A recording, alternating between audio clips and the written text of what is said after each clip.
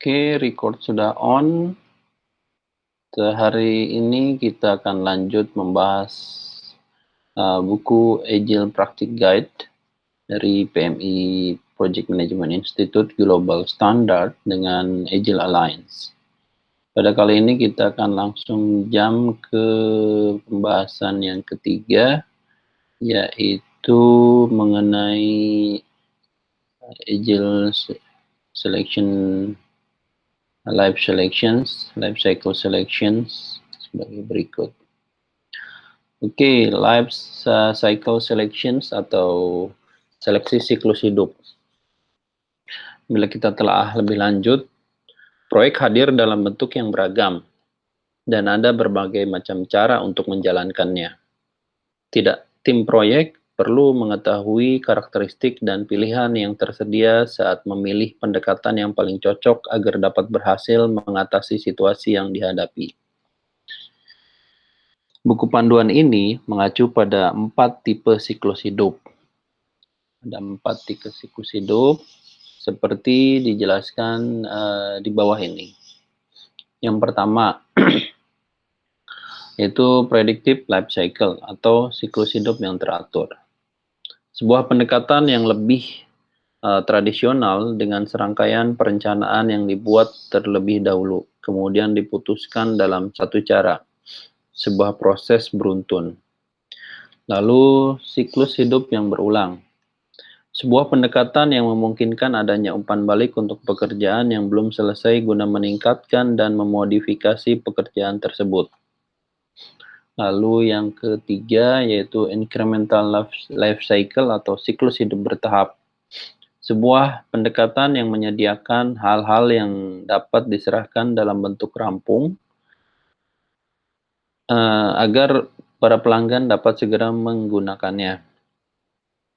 Yang terakhir atau Agile Life Cycle atau siklus hidup Agile atau tangkas dalam bahasa Indonesianya. Sebuah pendekatan berulang sekaligus bertahap untuk memperbaiki detail pekerjaan dan memberikan hasil secara frequent. Lalu, bagaimana cara menyebut pendekatan yang non-agile? What to call non-agile approaches? Tidak ada istilah khusus yang digunakan semua orang saat mendeskripsikan pendekatan-pendekatan yang non-agile. Pada awalnya, buku ini menggunakan istilah plan-driven atau berbasis perencanaan untuk menggambarkan penekanan pada rencana awal dan juga eksekusi rencana tersebut. Beberapa orang memilih istilah waterfall atau serial untuk menggambarkan siklus hidup ini. Pada akhirnya, kami sepakat untuk menggunakan istilah terukur karena telah di A Guide to the Project Management Body of Knowledge, PMBOK Guide versi 3 dan Software Extension to PMBOK Guide 5th Edition atau edisi yang kelima. Banyak organisasi yang tidak mengalami keadaan ekstrim ini dan ternyata bertahan di bagian menengah. Itu wajar, tetapi kita masih memerlukan sebuah cara untuk membicarakan kedua ujung spektrum tersebut. Jika Agile berada di ujung yang satu, maka kita menyebut ujung yang lain adalah terukur.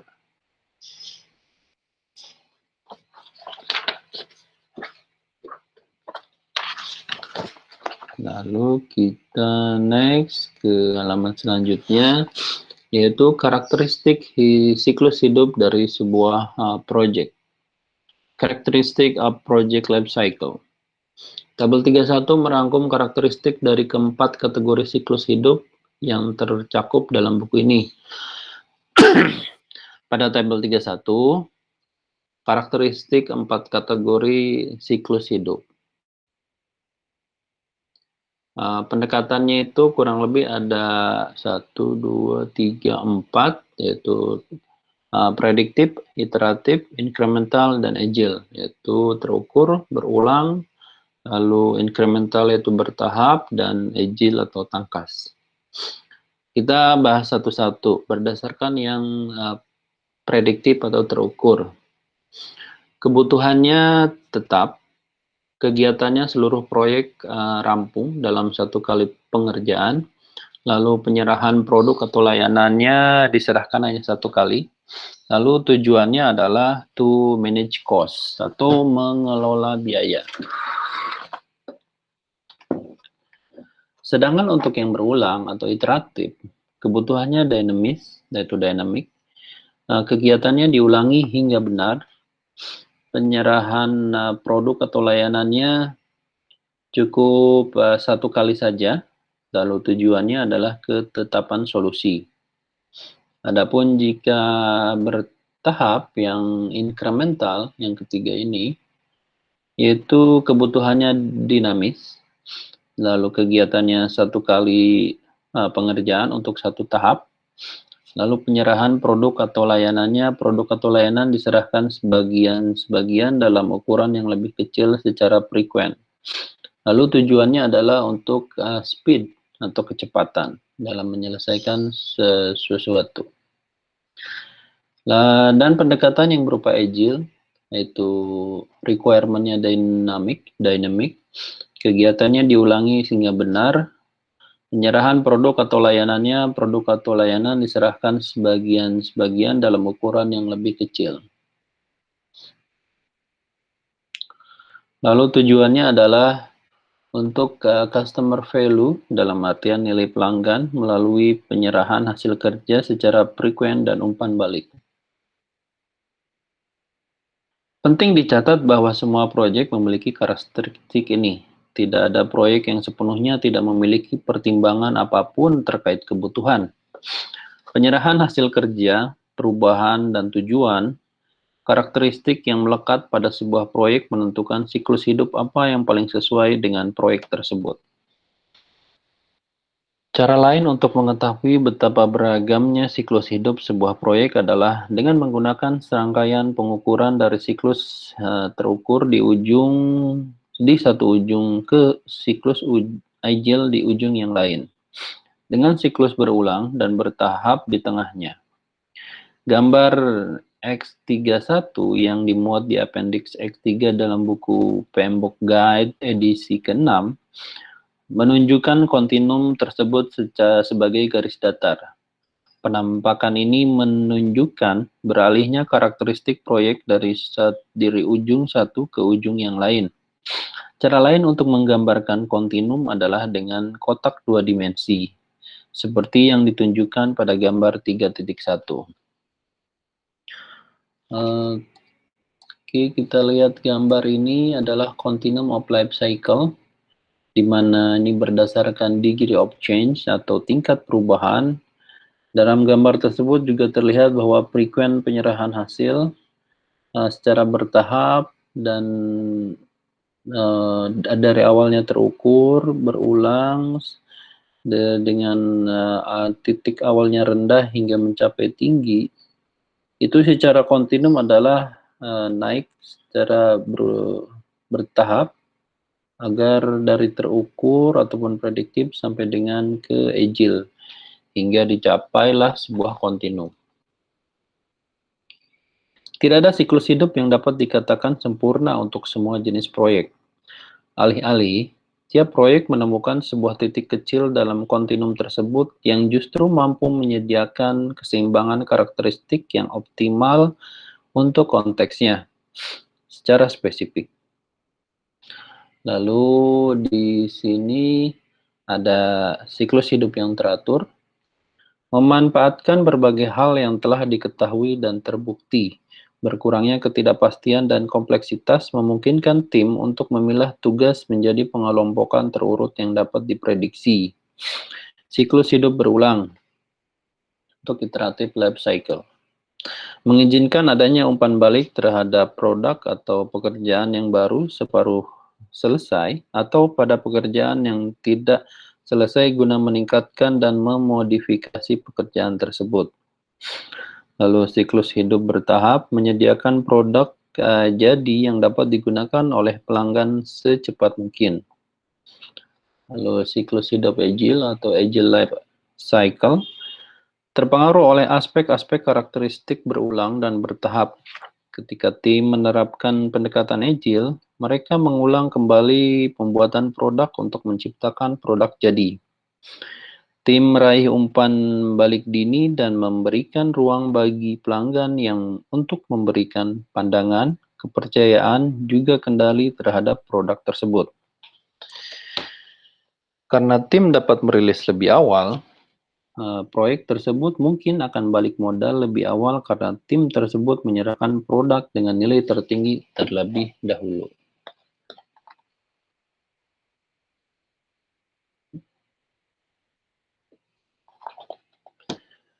Planning is always there, atau selalu ada perencanaan di sana. Kunci yang harus diingat tentang siklus hidup adalah masing-masing dari siklus itu sama-sama memiliki elemen perencanaan. Apa yang kemudian membedakan satu siklus hidup dengan lainnya tidak terkait dengan apakah perencanaan sudah dilaksanakan, tetapi lebih ke bagaimana dan kapan perencanaan itu dilaksanakan. Pada akhir kontinum yang bersifat terukur, perencanaan mengendalikan pekerjaan. Perencanaan sebanyak mungkin dilakukan di muka atau di depan.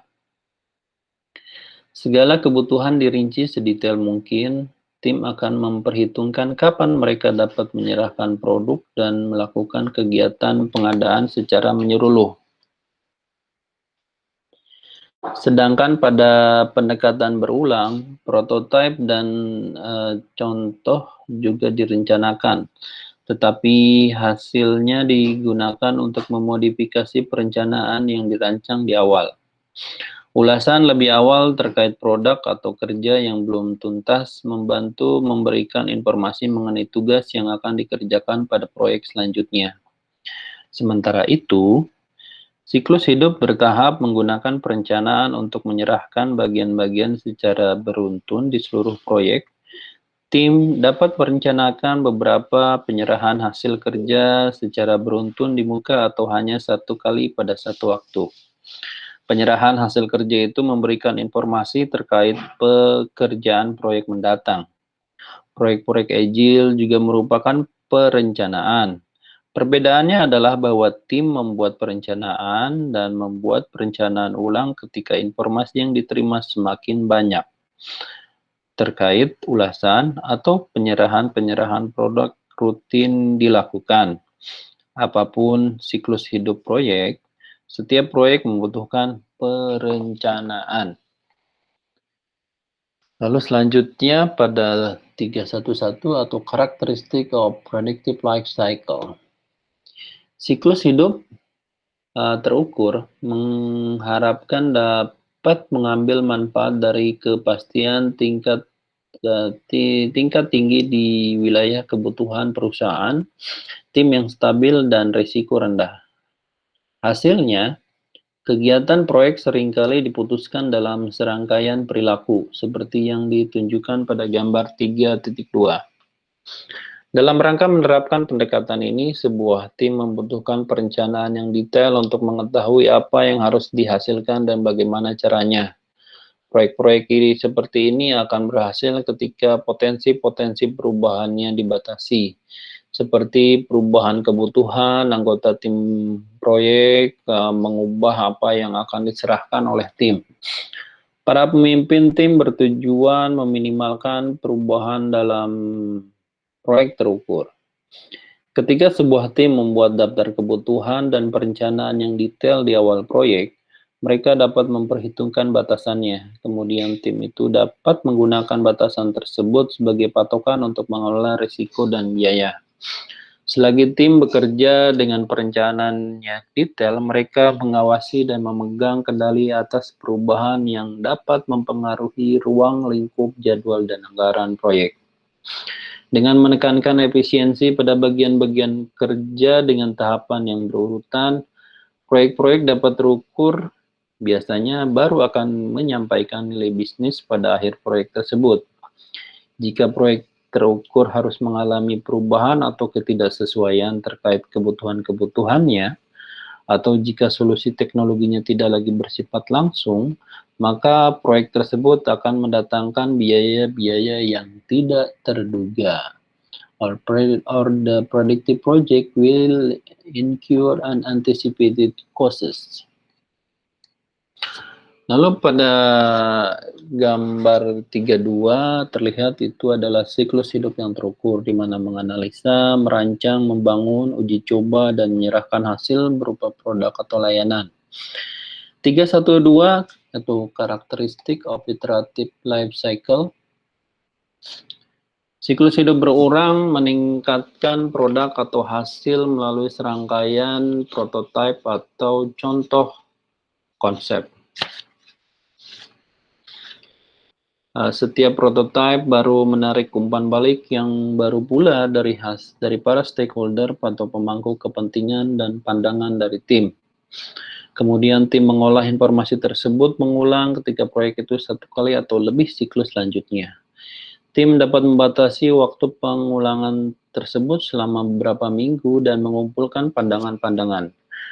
Dan kemudian mengerjakan ulang kegiatan tersebut berdasarkan pandangan tersebut. Dengan begitu, pengulangan membantu mengidentifikasi dan mengurangi ketidakpastian dalam proyek. Pada gambar 3.3, mengilustrasikan beberapa elemen siklus hidup proyek berulang untuk penyerahan suatu produk. Di mana dari gambar tersebut terlihat seawalnya proses menganalisa, proses analyze design atau menganalisa rancangan dan menjadikan hasil prototipe secara berulang sampai dengan sempurna sampai dengan siap untuk diproses selanjutnya. Lalu build test atau membangun pengujian, di sana ada perbaikan dalam proses build testnya, dan lalu menyerahkan hasil produk atau layanannya. Itu adalah siklus hidup secara berulang. Pernahkah Anda terlibat dalam sebuah proyek yang mana kebutuhannya seperti berubah setiap hari dan kemudian berpikir, kita akan tahu apa saja kebutuhan proyek ini ketika menyerahkan prototipe yang disetujui oleh bisnis. Jika demikian, maka proyek ini adalah proyek yang dapat diperlancar dengan penerapan pendekatan Agile. Sebuah prototipe dapat menarik umpan balik dan pemahaman yang lebih baik terkait kebutuhan-kebutuhan yang dapat digabungkan dengan setiap produk. Karakteristik of incremental life cycle atau karakteristik siklus hidup bertahap, beberapa proyek mementingkan kecepatan penyerahan hasil kerja. Banyak bisnis dan bisnis startup tidak mampu menunggu hingga semuanya rampung. Dalam kasus tersebut, pelanggan bersedia menerima sebagian dari seluruh solusi produk tersebut. Penyerahan hasil kerja secara rutin berupa produk yang hampir jadi ini dinamakan siklus hidup yang bertahap. Di gambar 34 disebutkan bahwa itu adalah sebuah siklus hidup dengan peningkatan bertahap dalam berbagai variasi ukuran. Di antaranya adalah analyze, design, build, test, deliver. Lalu diulangi lagi ke tahap selanjutnya itu analysis lagi, proses desain lagi, build, test, dan deliver. Lalu diulangi lagi untuk analyze, design, build, test, dan deliver. Apakah Anda ragu mengenai bagaimana layanan bisnis baru dapat dijalankan dengan baik dalam prakteknya?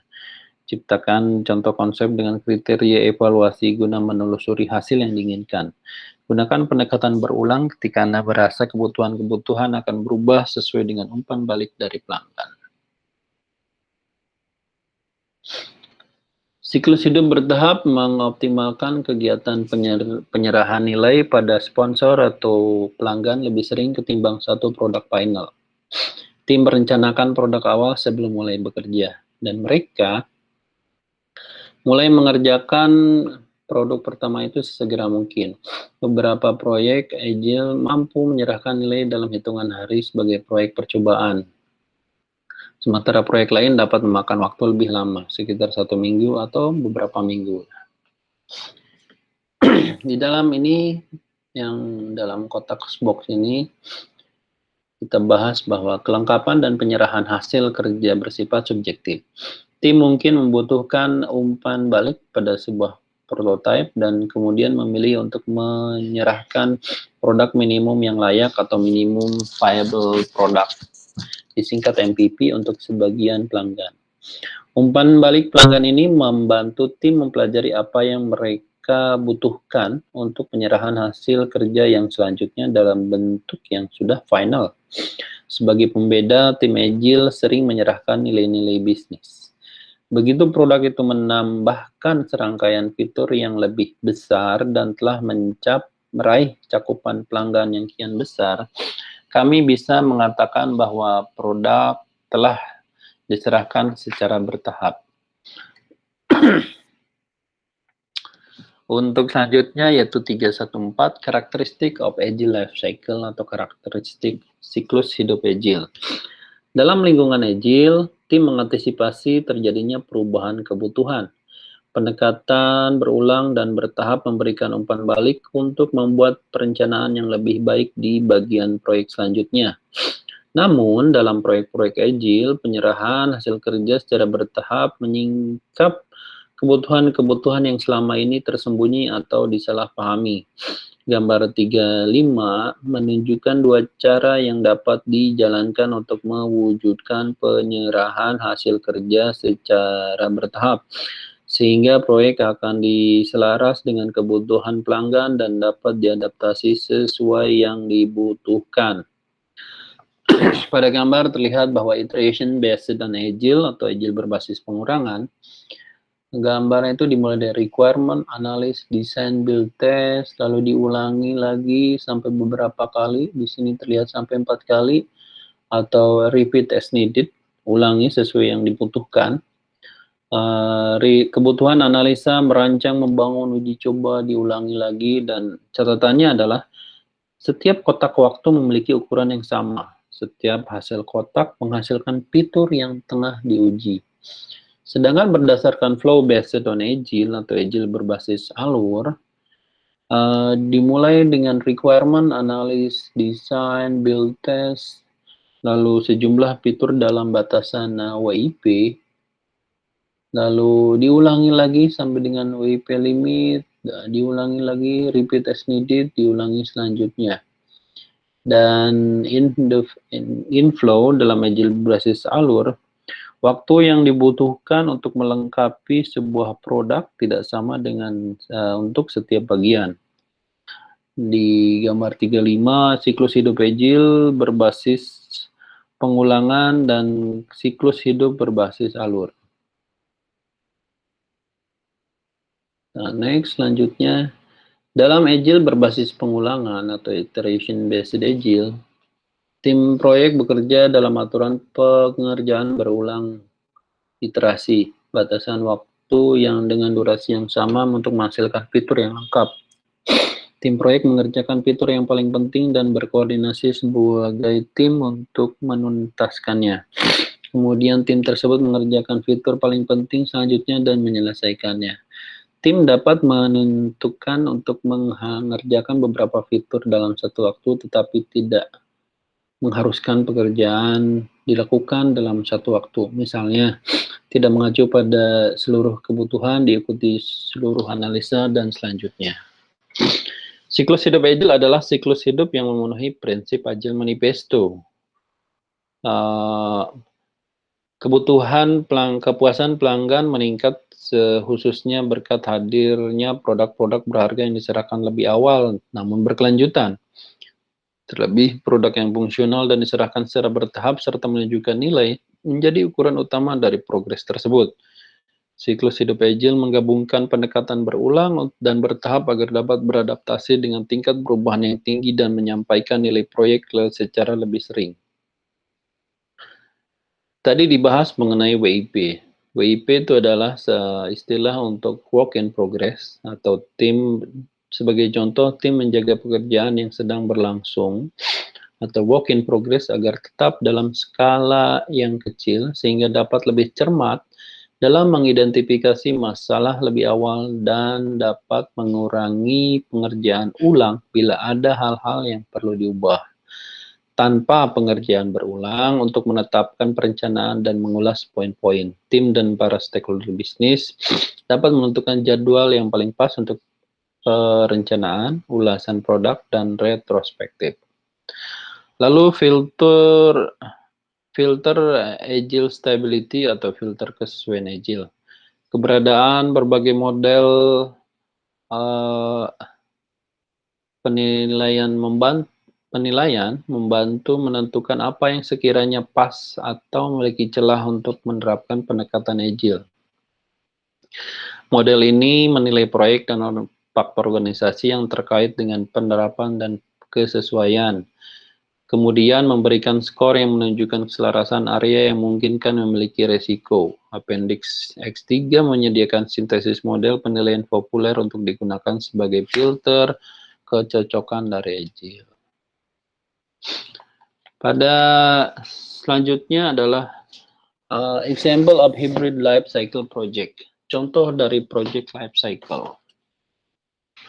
Kita bahas, sebuah perusahaan farmasi membutuhkan waktu yang sangat lama untuk mendapatkan persetujuan dari FDA atau Food Drug Administration.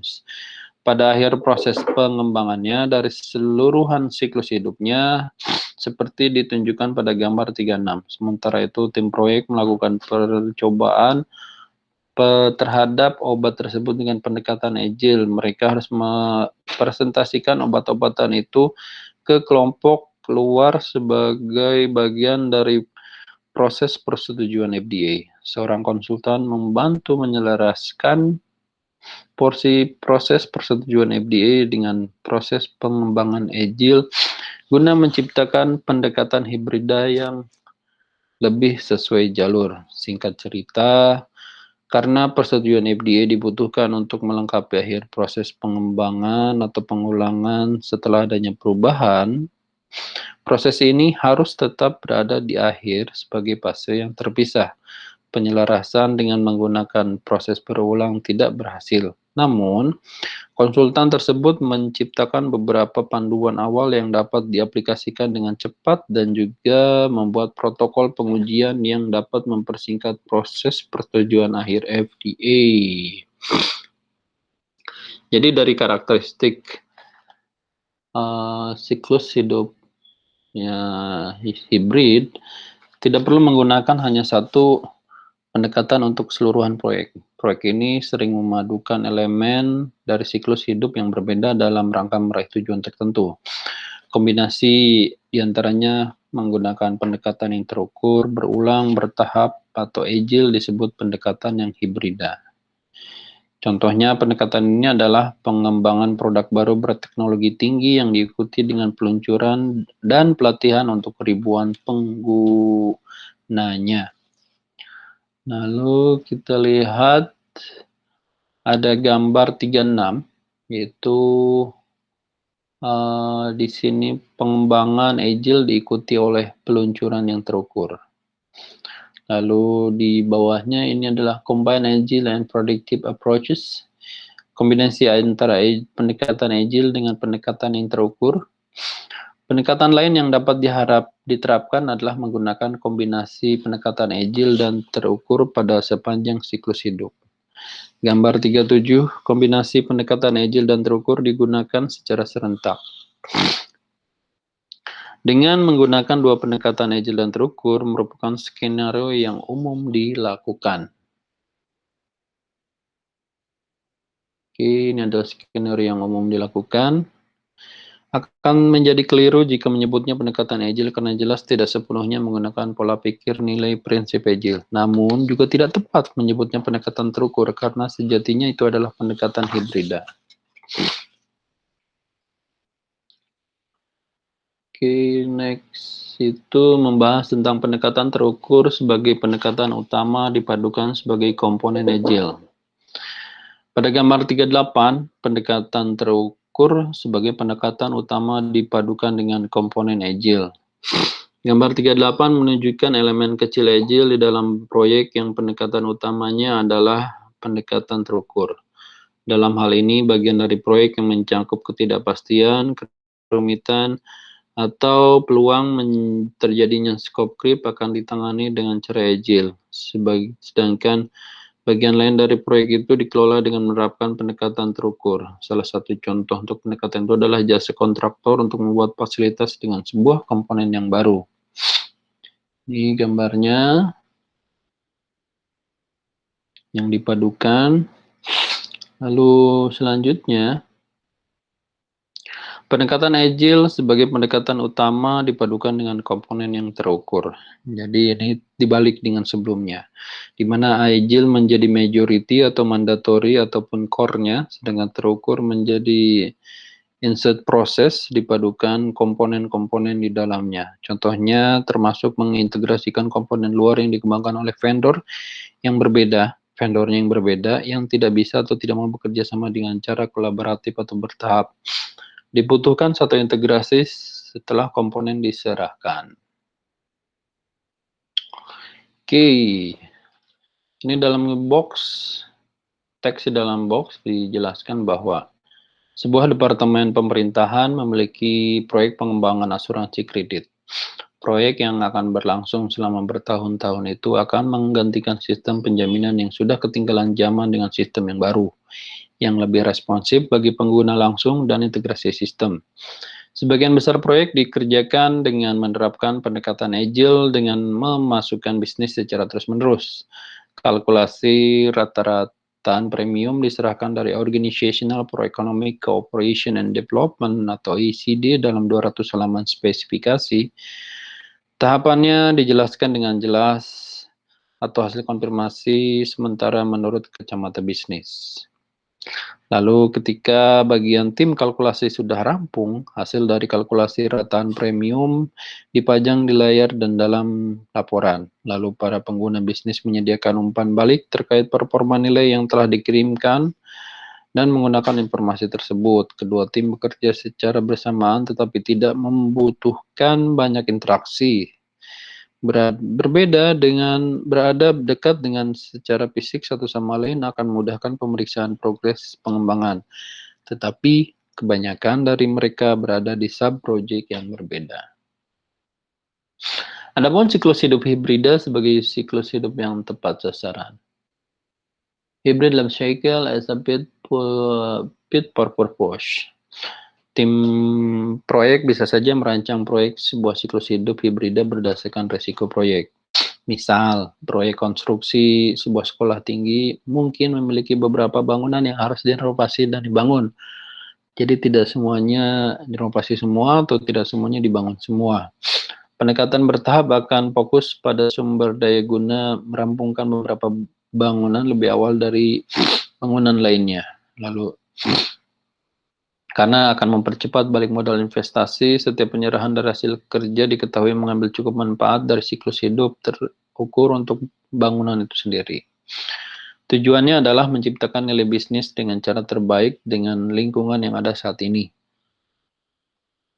Entah itu menggunakan Agile atau terukur, pertanyaan utamanya adalah bagaimana caranya agar kita bisa mencapai sukses semaksimal mungkin. Apakah dimungkinkan umpan balik selagi tim proyek menciptakan nilai? Jika memang demikian, maka pendekatan bertahaplah yang tepat. Apakah perlu mengeksplorasi ide-ide untuk mengendalikan risiko? Jika ya, maka pendekatan berulang atau Agile yang tepat. Ketika sebuah organisasi tidak dapat menyerahkan nilai yang baru setengah jadi, maka pendekatan Agile tidak akan cocok. Jadi kalau tidak bisa setengahnya di delivery, tidak cocok. Tapi kalau sudah bisa setengahnya dengan menggunakan minimum viable product, itu diserahkan pada konsumen, berarti itu menggunakan pendekatan Agile. Jadi pendekatan Agile itu bukan tujuan, yang diperlukan adalah memiliki siklus hidup atau kombinasi dari beberapa siklus hidup yang cocok bagi proyek, risiko, dan budayanya. Pendekatan Agile itu menitik beratkan pada penyerahan hasil kerja berbasis pelanggan secara rutin. Penyerahan hasil kerja itu dapat mengundang umpan balik bagi tim proyek. Tim proyek menggunakan umpan balik untuk menyusun rencana dan membuat perencanaan ulang untuk tugas berikutnya.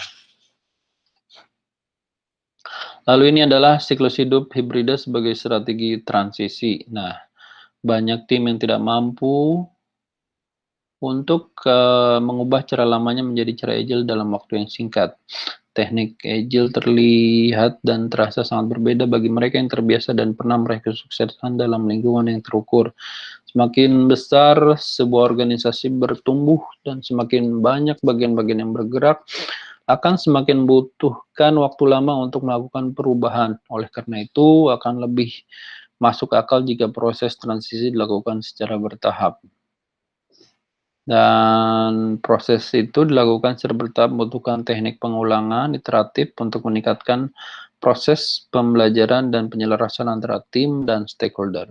Kemudian, pertimbangkan juga untuk menambah beberapa teknik bertahap untuk mempercepat perolehan nilai dan keuntungan terkait investasi para sponsor. Kombinasi dari berbagai pendekatan ini disebut pendekatan yang hibrida. Inilah cara untuk menyelaraskan perubahan hibrida yang progresif dengan situasi dan risiko tersebut dalam organisasi dan juga kesiapan tim dalam beradaptasi dan menerima perubahan. Jadi dilakukan secara bertahap. Mixing agile approaches atau memadukan pendekatan agile. Tim agile itu jarang membatasi praktik mereka hanya dengan satu pendekatan saja. Setiap konteks memiliki keistimewaannya masing-masing. Seperti beragamnya kemampuan dan latar belakang tiap anggota tim, berbagai komponen produk yang tengah dikerjakan, juga usia, skala, tingkat kritis, kerumitan, dan batasan peraturan yang berlaku di lingkungan kerja. Kerangka kerja agile tidak dirancang untuk tim. Tim perlu membuat serangkaian percobaan untuk dapat menghasilkan nilai-nilai secara teratur. Seringkali tim mempraktikkan kemampuan khusus mereka dalam memadukan teknik agile, walaupun mereka menggunakan kerangka kerja tertentu sebagai titik tolaknya. Lalu ini adalah building approaches atau memadukan pendekatan. Sebagai contoh dari menyesuaikan kerangka kerja agile, salah satu perpaduan yang paling umum digunakan melibatkan penggunaan koordinasi dari kerangka kerja atau Scrum, metode Kanban, dan elemen dari metode XP atau Extreme Programming. Scrum memberikan bimbingan dalam menggunakan produk-produk tertentu. Itu di antaranya seperti menggunakan produk yang tertunda, pemilik produk atau product owner, tenaga ahli Scrum ataupun Scrum Master, dan fungsi silang cross function tim pengembang development team. Termasuk perencanaan jangka pendek, Scrum harian, ulasan singkat, dan sesi retrospektif yang singkat. Sementara itu, papan Kanban membantu tim.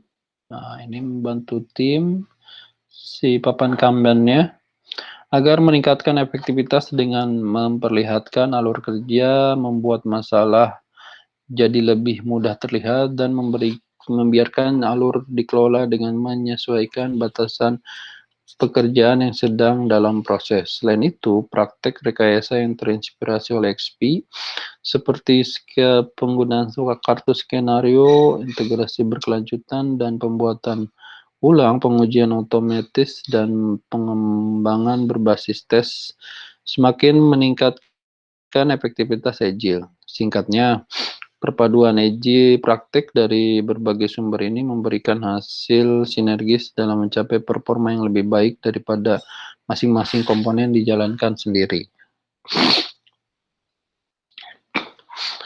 Untuk project factor that influence tailoring ataupun faktor-faktor proyek yang mempengaruhi penyesuaian.